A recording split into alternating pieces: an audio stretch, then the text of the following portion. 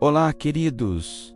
A paz do Senhor. Bem-vindos a mais um episódio da nossa série de leitura bíblica em um ano. Já pararam para pensar como seria viver em um acampamento gigante no meio do deserto, com milhões de pessoas? Seria um caos, certo? Pois é, Deus sabia disso. E por isso, Ele estabeleceu uma ordem incrível para o seu povo. E é sobre essa organização, propósito e santidade que vamos mergulhar hoje nos capítulos 4, 5 e 6 do livro de Números. Então já pega sua Bíblia e vem comigo. O capítulo 4 é fascinante porque nos mostra a importância de cada um ter a sua função no serviço a Deus. É como uma grande equipe celestial trabalhando aqui na terra. O Senhor ordena um censo específico, não de todos os homens, mas dos levitas entre 30 e 50 anos, a idade de maior força e maturidade para o trabalho. E aqui a gente vê a divisão das tarefas para carregar o tabernáculo, a casa de Deus. Cada família levita tinha uma responsabilidade sagrada. Primeiro, os coatitas. Eles tinham a tarefa mais sagrada de todas: carregar os objetos santíssimos do tabernáculo, a arca da aliança, a mesa dos pães, o candelabro, os altares.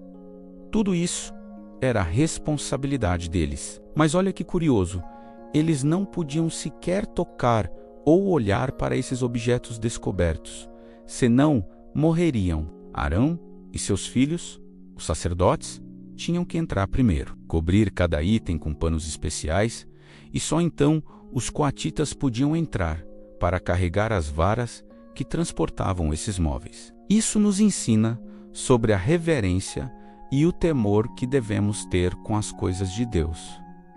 Não é de qualquer jeito, é com extremo cuidado e respeito. Depois vem os gersonitas. A tarefa deles era carregar as cortinas do tabernáculo, as cobertas, a tenda da congregação e todas as suas cordas. Basicamente, toda a parte de tecido da estrutura. Era um trabalho pesado e essencial, pois sem essas coberturas, o tabernáculo não existiria. Por fim, os meraritas, eles ficavam com a parte mais pesada da estrutura: as tábuas, as travessas, as colunas, as bases de prata. O verdadeiro esqueleto do tabernáculo. Imagina a força e a coordenação necessárias para transportar tudo isso pelo deserto. Cada grupo sabia exatamente o que fazer. Não havia confusão. Não havia um dizendo: eu queria carregar a arca. Cada um cumpria o seu chamado com dedicação. Isso não é uma lição poderosa para nós na igreja hoje? Cada um tem um dom, um talento, uma função, seja na música, na limpeza, no ensino, na recepção. Tudo é importante para o corpo de Cristo funcionar em perfeita harmonia. Avançando para o capítulo 5, o foco muda da organização para a pureza do acampamento. Deus queria habitar no meio do seu povo, mas para isso, o acampamento precisava ser santo. Então, a primeira ordem é que todas as pessoas com doenças de pele contagiosas, com fluxo, ou que tivessem tocado em um corpo morto, fossem retiradas do acampamento. Não era um ato de exclusão cruel, mas de proteção para a comunidade e, principalmente, para manter a pureza do lugar onde a presença de Deus habitava. Em seguida, o capítulo trata da restituição. Se alguém pecasse contra outra pessoa, como roubando ou enganando, não bastava só pedir perdão a Deus. Era preciso confessar o erro, devolver o que foi pego e ainda adicionar 1/5 do valor como uma compensação. A restauração do relacionamento com o próximo era tão importante quanto a restauração do relacionamento com Deus.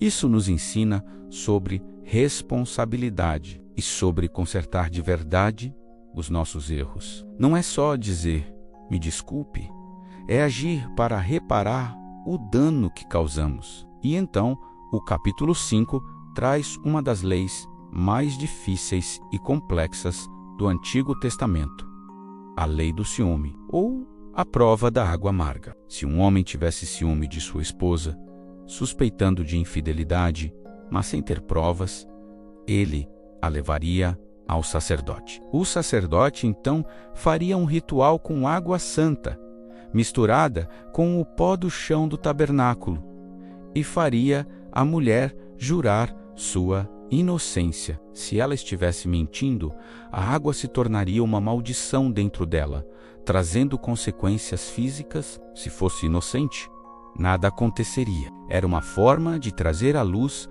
a verdade e resolver a questão, protegendo a mulher de uma acusação sem provas e restaurando a confiança no casamento, embora seja uma prática ligada àquela cultura e tempo. O princípio por trás é a importância da fidelidade e da verdade dentro do casamento, um pacto sagrado para Deus.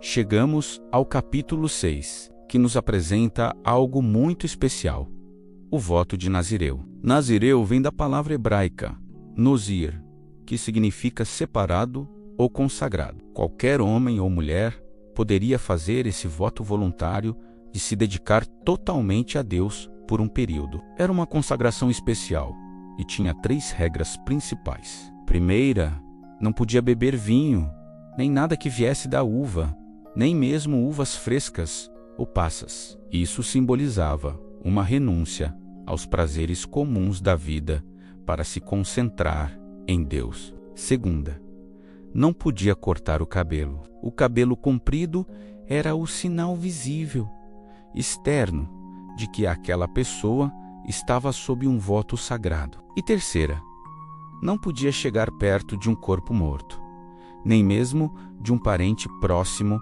como pai ou mãe. A santidade e a vida eram o foco, e a morte representava a impureza. Sansão é o nazireu mais famoso da Bíblia, embora ele tenha quebrado todas as regras do seu voto. O voto de Nazireu nos mostra esse desejo humano de buscar uma conexão mais profunda com Deus, de se separar para um propósito maior. E para fechar esse capítulo, com chave de ouro, Deus entrega a Arão e seus filhos a famosa bênção sacerdotal. É uma das passagens mais lindas de toda a Bíblia. Deus diz a Moisés para ensinar os sacerdotes a abençoarem o povo, dizendo: "O Senhor te abençoe e te guarde. O Senhor faça resplandecer o seu rosto sobre ti e tenha misericórdia de ti. O Senhor sobre ti levante o seu rosto e te dê a paz."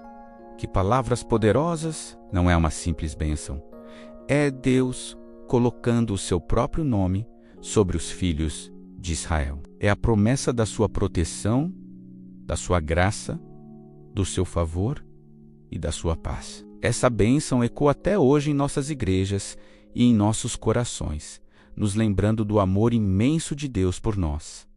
Então, o que aprendemos com esses 3 capítulos? Aprendemos sobre ordem, propósito, serviço, santidade, pureza, restituição, consagração e, acima de tudo, sobre a bênção de Deus.